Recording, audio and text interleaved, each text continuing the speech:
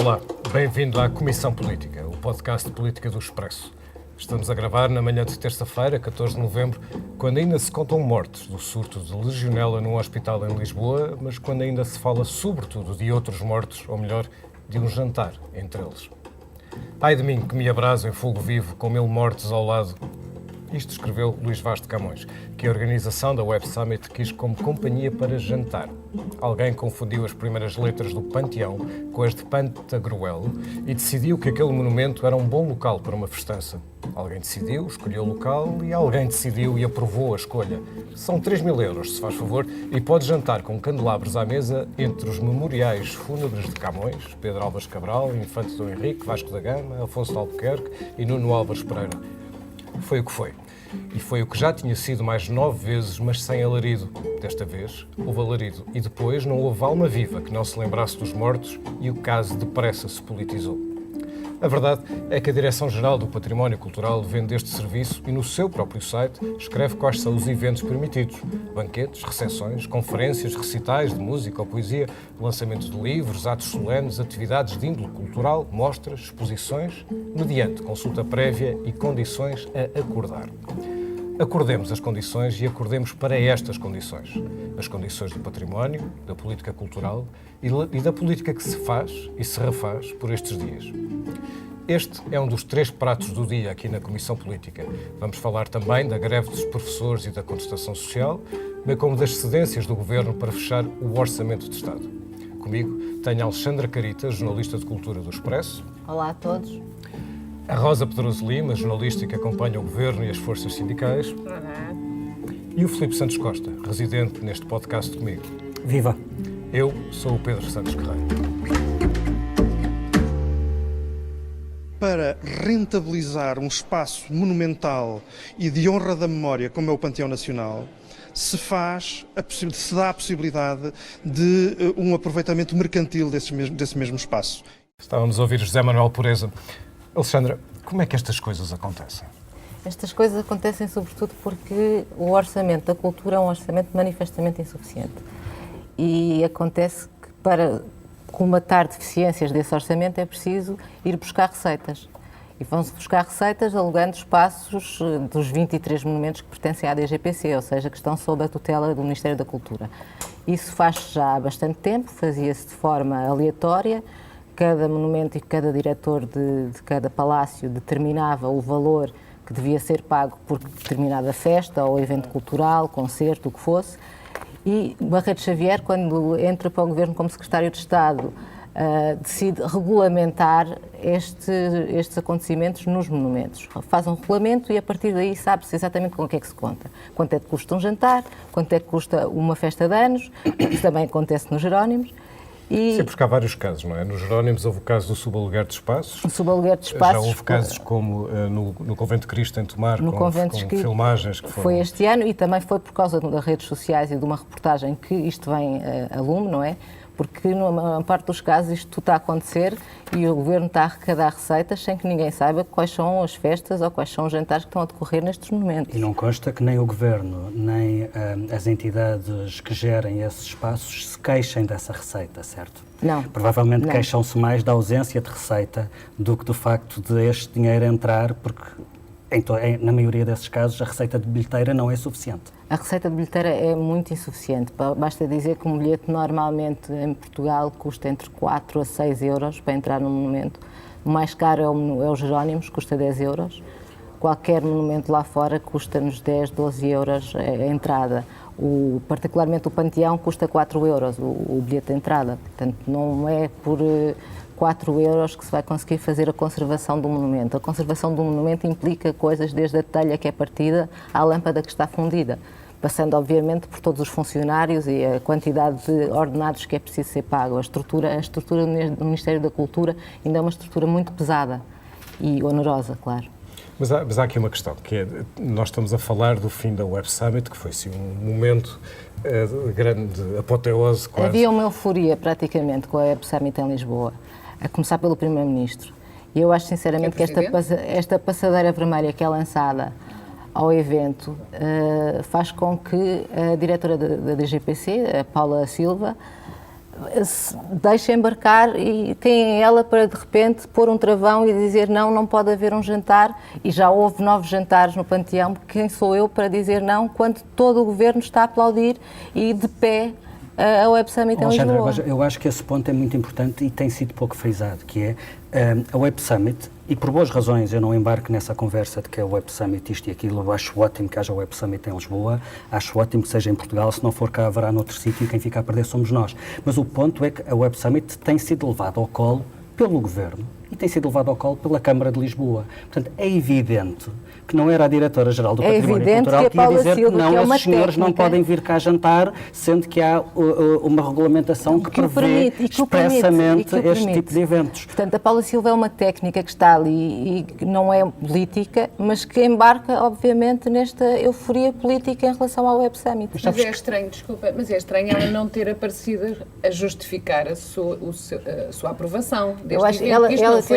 Ela teve um perfil muito baixo desde que entrou para a Direção-Geral do Património Cultural, mas não é isso que justifica. Eu acho que ela não justificou absolutamente nada, porque o seu ministro também não justifica. O seu ministro diz apenas que é condenável porque o primeiro-ministro também já diz que é indigno. Portanto, há aqui uma hierarquização e ela não se quer sobrepor a essa hierarquização, que é muito...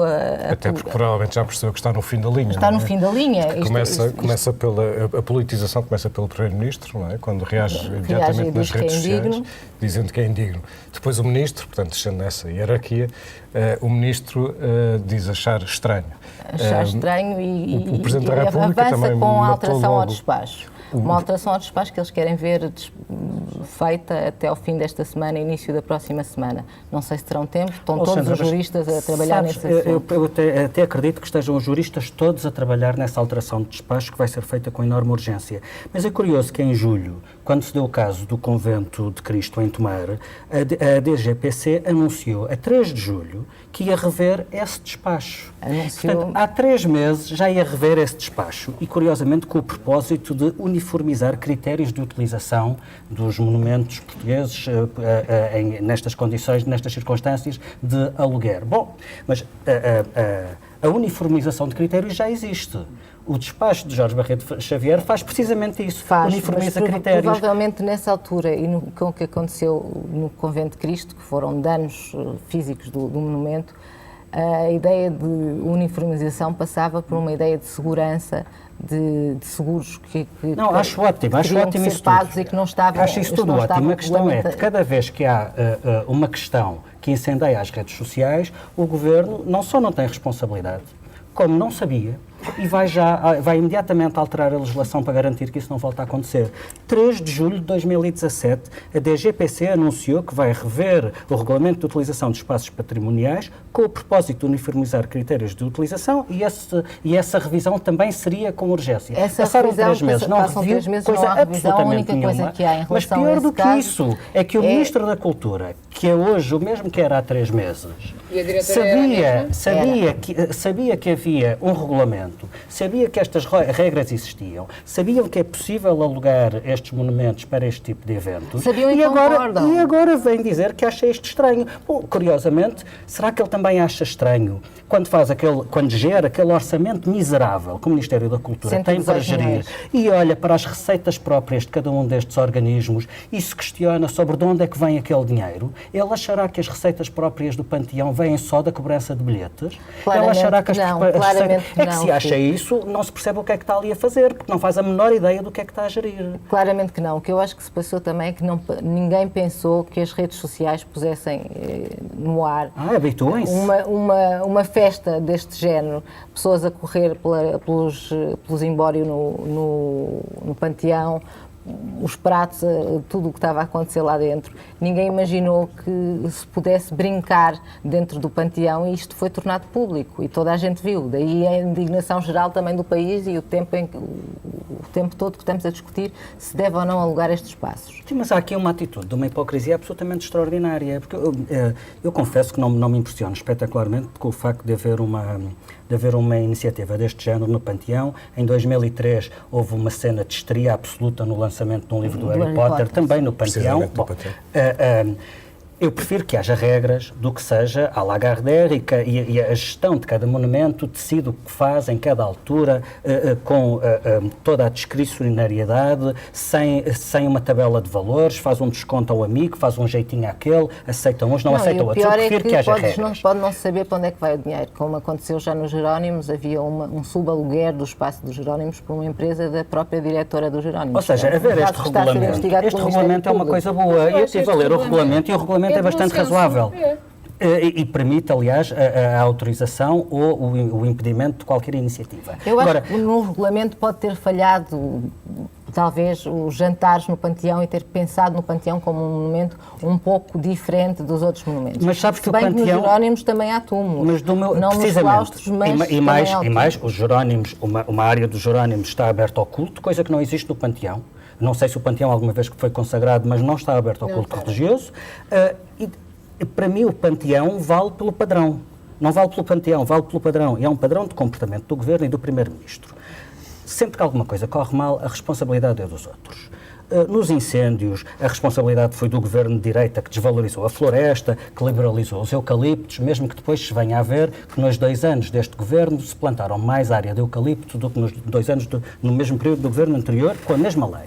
Na legionela, a responsabilidade é do Governo anterior, que fez uma legislação sobre os ares condicionados, que não sei o quê, como se fosse a obrigação que obriga a haver condições de salubridade e cuidado com os ares condicionados, que são básicos e que são obrigatórios e que qualquer pessoa de bom senso, deixa-me cá, percebe isso. No jantar do Panteão, a culpa é de um despacho de 2014. Mas pior do que a desresponsabilização, isso foi o que o Primeiro-Ministro veio dizer, a legislação de 2014. Não é por acaso que, na sua reação, o Primeiro-Ministro vem invocar um despacho do Governo anterior. Mas é que mais do que a desresponsabilização, há a ignorância ou a alegação de ignorância. É o Ministro da Cultura que fica surpreendido, ele não sabia que isto se fazia. O que é o Primeiro-Ministro... Parece que não há agilização de informação dentro do seu Ministério. E o Primeiro-Ministro que acha isto uma coisa indigno, quando ele, em 2013, quando era Presidente da Câmara e, por inerência, Presidente da Associação de Turismo de Lisboa, a Associação de Turismo de Lisboa fez exatamente a mesma coisa no mesmo espaço, no mesmo panteão. Portanto, isto é de uma hipocrisia absolutamente extraordinária e revela um padrão de comportamento. Corre bem, é graças ao Governo, corre mal, o Governo ou não sabia ou a culpa é dos outros. É uma cultura também de remendo, porque quando corre mal vamos remendar, como aconteceu no Convento de Cristo. Correu mal, vamos remendar. E como é que remendamos? Com uma coima de 3.500 euros aplicada à produtora do filme do Terry Gilliam.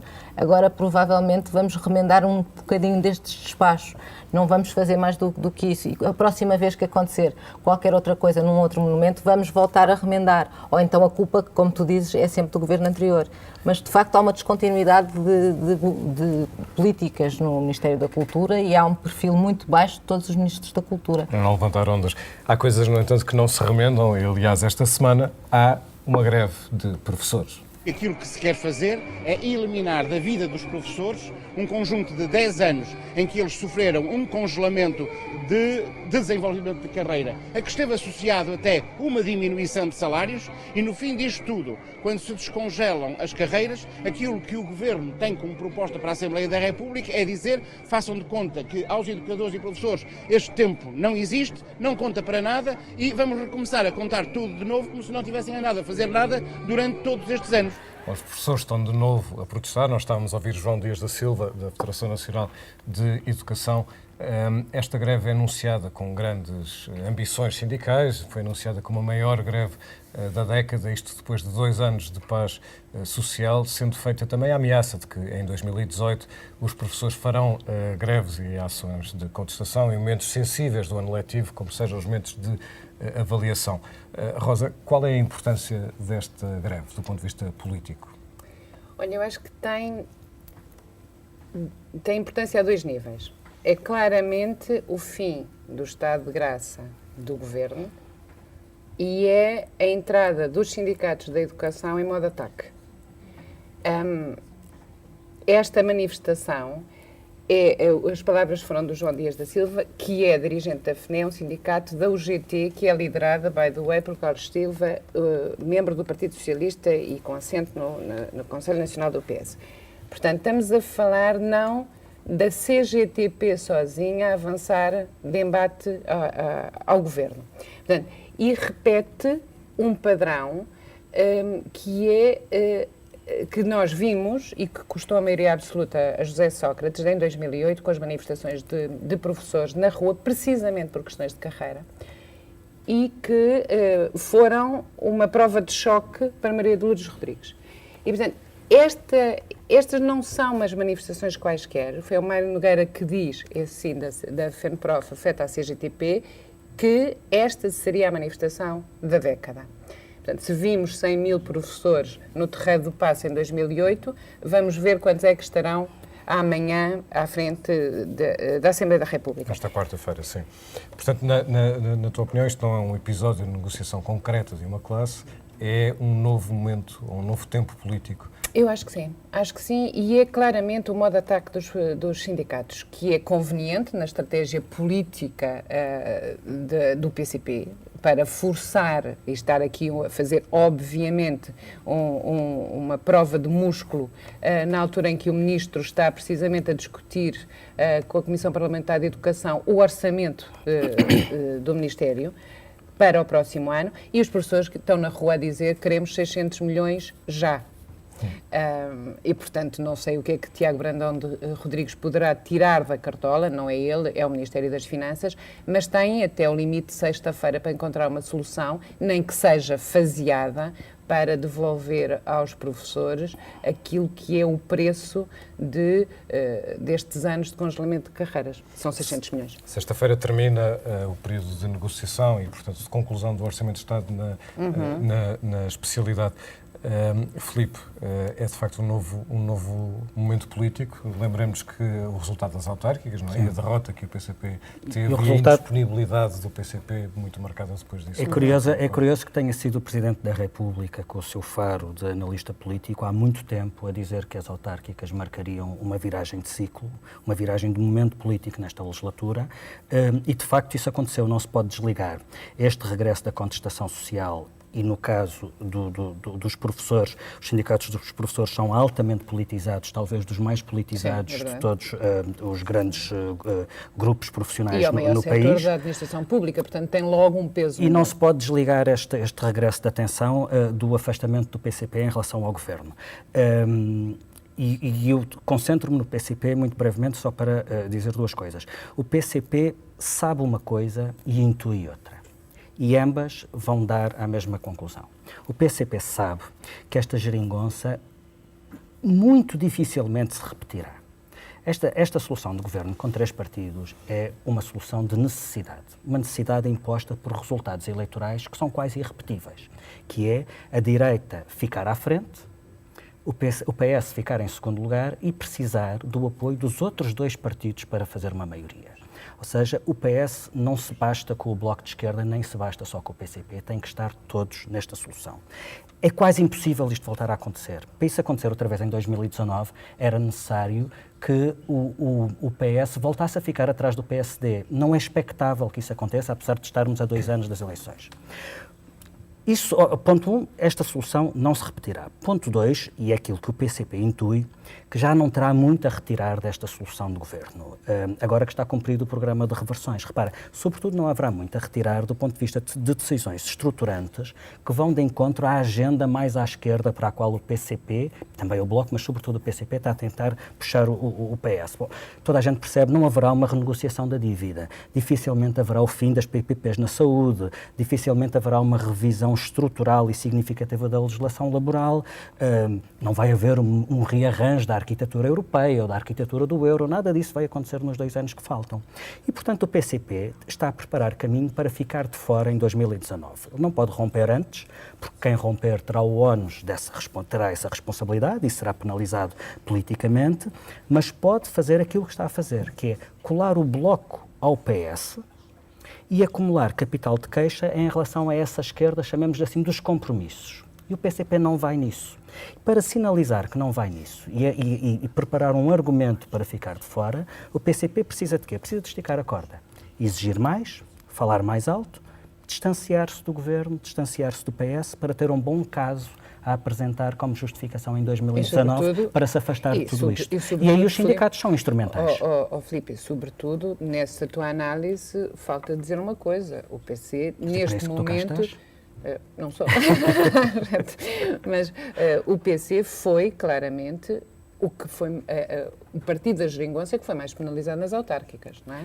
E, portanto, essa leitura que é logo feita pelo Comitê Central, de que houve um impacto direto sobre o eleitorado do PCP, porque não entendeu que as vantagens políticas do governo tinham tido um contributo do PC, mal por mal, votam no PS, ou bem por menos votam no PS. Recompensou o PS por essas boas notícias. E é daí também a estratégia até de mudança de comunicação do próprio PCP, que está a fazer marcação homem a homem de cada, ou nesse caso medida a medida, de cada conquista do orçamento. E esta pode ser um tiro no porta-aviões, ou seja, se eles conseguirem comprometer o governo a reconhecer o descongelamento total das carreiras dos professores, nem que seja de forma faseada, é uma grande vitória. Rosa, mas esse é um ponto muito importante. 600 milhões a menos. É que quando eu falei nos dois planos, aquilo que o PCP sabe e aquilo que intui, sabe que a geringonça não se repete e intui que daqui não retirará muito mais,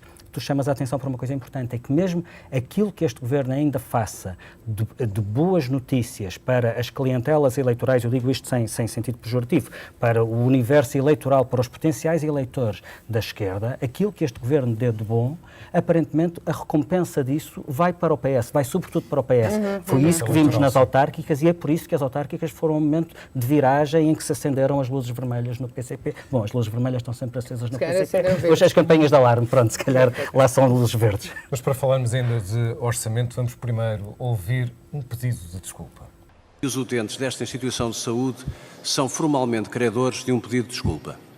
E de um pedido de desculpa do hospital, da empresa ou das empresas que tinham a responsabilidade por fazer a vigilância da segurança, quer das condições ambientais, quer das condições de segurança clínica, naturalmente da ARS Lisboa de Val do Tejo, mas também porque eu tutelo todos estes organismos de mim próprio enquanto responsável político do Governo. Eis um ministro que pede desculpas. Estava a referir-se naturalmente ao surto de legionela que infectou 50 pessoas no hospital em Lisboa, o Hospital de São Francisco de Xavier, que já tinha vitimado mortalmente 5 pessoas à hora em que gravamos este podcast, terça-feira de manhã. Mas o Ministro fez mais, além de pedir desculpa, anunciou um reforço de dinheiro para pagamento de despesas de fornecedores para os hospitais. Neste momento, as dívidas dos hospitais totalizam um valor ligeiramente superior a 2 mil milhões de euros. Metade disto são pagamentos em atraso, ou seja, dívidas prazo superior a 90 dias. E o Ministro anunciou mesmo que se vai iniciar um novo ciclo nas contas da saúde. Estes pagamentos não têm impacto orçamental porque são compromissos que já estavam feitos, portanto não é nova despesa, caso contrário seria necessário fazer um orçamento retificativo, é um pagamento do Tesouro para aliviar a pressão muito grande que existe de fornecedores. Mas a verdade é que ao longo das últimas semanas temos visto uma negociação do Orçamento de Estado muito mais profunda do que é habitual, em que, face à proposta inicial, foram sendo feitas cedências às reivindicações, sobretudo da esquerda, do PCP e do Bloco de Esquerda. No sábado, o Expresso escrevia em manchete que, no total, estas cedências já são 1.200 milhões e não estamos, por exemplo, a contar com eventuais cedências ainda não conhecidas aos professores, de que ainda agora falávamos, quando há uma reivindicação que custaria 600 milhões. Mas isto tudo quer dizer que entre a despesa para 2018 e os compromissos que resultam já para os anos subsequentes, a despesa pública está efetivamente a aumentar. Filipe, este é um orçamento que foi, enfim, apresentado e reconhecido como sendo um orçamento de esquerda, mas é um orçamento que vai sendo sucessivamente negociado com a esquerda. Porque é um orçamento de retalhos. Começou por ser um orçamento eleitoralista, porque era bastante óbvio o efeito positivo daquilo que dava, mas aos poucos os três partidos que compõem esta maioria foram ou sendo atropelados pela realidade, como aconteceu no caso dos incêndios, eles não se tinham lembrado disso, isso podia acontecer e havia uma floresta da qual cuidar, ou foram-se apercebendo daquilo que vem estando nas notícias há bastante tempo, por exemplo, a degradação de serviços públicos, como no caso da saúde. em que de repente há um acontecimento que provoca um clique que não permite que se deixe de olhar para aquilo. Repara, quando o PS estava na oposição, tinha duas grandes linhas de crítica em relação à coligação relacionadas com os efeitos da austeridade. Por um lado, havia a questão dos direitos e dos rendimentos, os direitos que tinham sido atacados ou os rendimentos que tinham sido cortados. Estávamos a falar sobretudo dos rendimentos dos funcionários públicos e dos pensionistas. E, por outro lado, havia um discurso muito duro sobre a degradação dos serviços públicos. A coligação estaria a atacar a escola pública, estaria a degradar a saúde, a descapitalizar o Estado Social, a promover o Estado mínimo, enfim, tudo isso. Era tal o estado do Estado Social que o PS dizia que estava nas ruas da amargura e era preciso inverter isso. Chegado ao governo, o PS mostrou uma preocupação muito maior com a primeira questão do que com a segunda. As reversões verificaram-se na questão dos rendimentos, não se verificaram assim tanto nessa descapitalização e degradação dos serviços públicos. Isto não pode ser desligado da realidade desta maioria, porque havia uma agenda reivindicativa do PCP e do Bloco que marca muito fortemente as prioridades. Eu não digo que outras questões não estivessem, por exemplo, no programa do PS. Eu comecei por dizer exatamente isso. O programa do PS tinha dava muita atenção à questão da degradação dos serviços públicos. O problema é que o Governo não fez nada em relação a isso. Porquê? Porque a pressão do PCP e do Bloco ia, sobretudo, para satisfazer as reivindicações dos sindicatos. E dos sindicatos, especialmente dos funcionários públicos e também dos pensionistas, que são aqueles que eles entendem como os grandes aglomerados de potencial voto à esquerda e que também foram muito prejudicados durante a Troika. Repara, eu não acho que seja errada a atenção, e ninguém entende, aliás, a questão não é uma questão de opinião minha, ninguém entende que seja errada a atenção relativa ao aumento do rendimento disponível de quem viu esses rendimentos cortados. Aliás, a coligação previa também isto. O ponto é o desequilíbrio, é que a atenção foi só para aí e não foi para a melhoria, e a melhoria implica o reforço orçamental dos serviços públicos que são prestados à população. Certo. Tu tens, há realidades evidentes que ficaram completamente esquecidas e que alguns acontecimentos trouxeram ao de cima e tornaram que não fosse possível esquecer. Repara, todos os acrescentos que estão a ser feitos no orçamento por causa dos incêndios deste verão, seja para programas de reflorestação, seja para a chamada reforma da floresta, seja para o reforço dos meios de prevenção e combate, seja o que for. Tudo isso aconteceu porque houve um acontecimento que pôs isto na agenda. Ninguém tinha pensado nisso. Ou seja, tudo o que é estrutural, tudo o que tem a ver estruturalmente com questões de serviço público, do papel do Estado, tem sido negligenciado até agora porque não fazia parte da agenda do PCP e do Bloco. Isso eu acho, nas prioridades reivindicativas. Eu, por acaso, não concordo. No caso da saúde, especificamente, o Ministro da Saúde, este Ministro do PS, tinha calculado em 800 milhões de euros as necessidades do sistema para reequipamento. O próprio PS prometeu a devolução, no seu programa de governo e eleitorado, a devolução das 35 horas. Que toda a gente sabia, e se não sabia deviam ter feito as contas, que era sobretudo difícil de implementar no setor da saúde, por causa dos horários, dos O Governo garantiu que não teria consequências do ponto de vista orçamental. Sim, mas isso não foi a esquerda. Isso já lá estava no programa do PS, que este Ministro da Saúde ajudou a redigir juntamente com este Ministro das Finanças. Portanto, também agora o PCP e o Bloco de Esquerda têm as costas largas e ganharam largura de costas nesta geringonça, mas neste caso concreto de saúde, eu acho que, aliás, o António Costa chama um especialista na matéria e que tinha estas continhas bem feitas. Reequipamento 800 milhões, as contas... Rosa, nunca houve tão pouco investimento na área da saúde. Investimento... Mas não vou contradizer-te. Estou a dizer é que o diagnóstico estava feito. Todo o reforço de orçamento que aconteceu na saúde nestes 2 anos foi consumido por salários. Atenção, nunca houve tão baixo investimento na saúde como nestes 2 anos. E deviam saber porque o prometeram no programa eleitoral. E, portanto, se fizeram mal as contas e a meta afinal é mais curta, agora estão a destapar o pescoço para tapar os pés ou estão a tapar os pés para destapar o pescoço. Pronto. Mas não é aqui, neste caso concreto... Sendo que o Ministro agora anunciou o maior pacote de investimento na saúde, mas quando se analisa de que forma é que esse investimento é composto, percebe-se que a grande parte dele tem a ver com capitalização, ou seja, com injeção de capital nos próprios hospitais que estão subcapitalizados. São assuntos que vamos continuar com certeza, a discutir, porque há coisas que não nos saem da cabeça durante várias semanas e nesta semana. Aquilo que não nos sai da cabeça é do que vamos falar agora. A mim não me sai da cabeça declarações que li ontem, que li hoje, aliás, no Público, sobre declarações feitas ontem, aqui sim, em tribunal, por António Figueiredo. Estou a falar do processo dos vistos gold. E António Figueiredo, que era o presidente do Instituto dos Registros e Notariado, é o principal arguido deste caso, dos vistos gold. Ele é acusado de 12 crimes. E disse coisas espantosas, como, por exemplo, em relação a uma escuta telefónica que foi apanhado a dizer que queria arrebanhar por todo o lado, explicou que estava a falar de vinho. Exato. Estava a falar de vinho, porque disse ele ontem, estou de novo a ler o Público, que ele estava a falar em tentar vender uma caixa de vinho aqui e outra ali, arrebanhando por outro lado.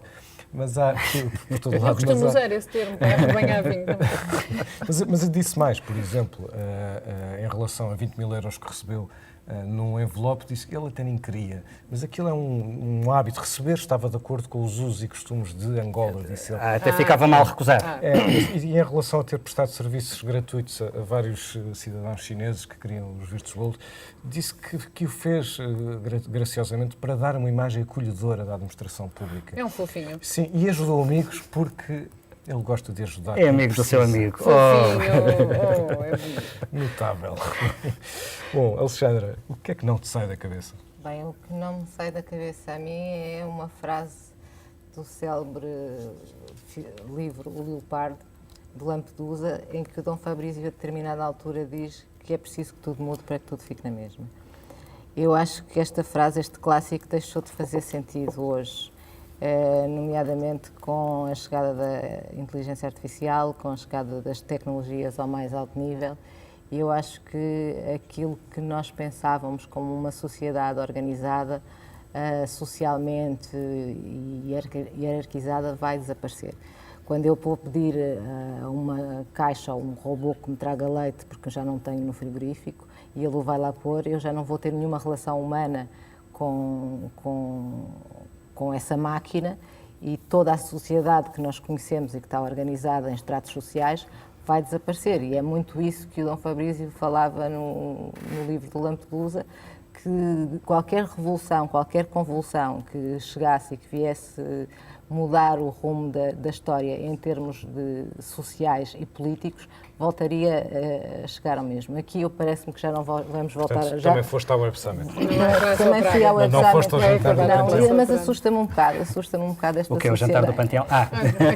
o fim da classe operária. Este fim da sociedade como nós a conhecíamos. O Filipe não foi a outro jantar, mas tem a ver com refeições. Não, a mim não me sai da cabeça um almoço.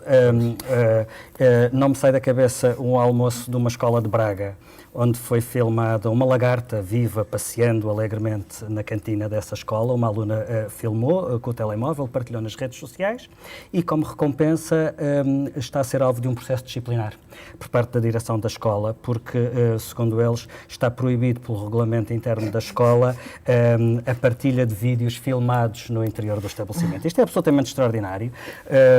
Primeiro, a lagarta estava gira. Primeiro, a menina vai aprender a não ser Shiba, o que me parece, e segundo, vai aprender a comer e calar. O professor Salazar estará rejubilando na tumba com este sintoma este sintoma típico de pequeno poder, que prefere esconder os podres, neste caso é quase literalmente os podres, do que resolvê-los. A boa notícia é que neste caso as coisas vão mudar e não vão ficar na mesma, Alexandra. Então. É que há novidades para estas direções e para os outros pequenos poderes, é que os tempos mudaram. Tudo vai ser filmado e partilhado quase em tempo real e vai deixar de ser possível esconder as lagartas que estão na salada das cantinas das escolas. Não vai ficar na mesma. Não vai ficar na mesma. Habituem-se, e eu, por mim, já disse ao meu filho que se encontrar uma lagarta na salada da cantina da escola, para filmar e partilhar, e eu tratarei de partilhá-la. Rosa, o que é que não te sai da cabeça? Olha, mais uma vez não me saem da cabeça frases proferidas pelo Ministro da Defesa. Um clássico. Um clássico, que eu gosto de partilhar. O Sr. Ministro da Defesa foi a uma reunião da NATO e disse duas coisas. Disse que o Secretário-Geral da NATO tinha ficado, passo a citar, muito satisfeito, fechar aspas, por ter sido encontrado um material roubado em tanques. Portanto, o Secretário-Geral da NATO é daquela espécie da tia velha que nós vamos lá à casa e ela diz, finalmente encontraste os brincos que eu te dei e já voltaste a pôr. Pronto, é assim mais ou menos o material roubado dos brincos da avó. E depois concluiu que tinha sido isto a prova de que as nossas instituições tinham funcionado, o que é uma coisa extraordinária. Gamaram armas de um paiol militar. Talvez. Bom, depois devolveram no limite pode não ter havido Se calhar ação. mudaram só de Em sítio. que parte é que as instituições funcionaram? É que eu não percebo. Mas Sendo que ainda não fazem a menor ideia do que é que aconteceu. Sabem que desapareceu e apareceu, mas by não the way, sabem mais nada. Também não sabemos o que é que está verdadeiramente naquela caixa a mais. Pode ser até material radioativo. Achei que ias dizer, ou não sabemos o nuclear. que é que está na cabeça do Ministro da Defesa. Bom, isso aí deixo para ti. Talvez um dia também ouçamos o Ministro da Defesa a pedir desculpa, não é? Agora parece que o Governo já ganhou esse hábito e, portanto, se calhar ainda vamos ouvi-lo a dizer. Se calhar somos formalmente Perdão. credores de um pedido de desculpa. Ou de perdão. Muito bem, chegamos ao fim do episódio de hoje da Comissão Política. Até para a semana.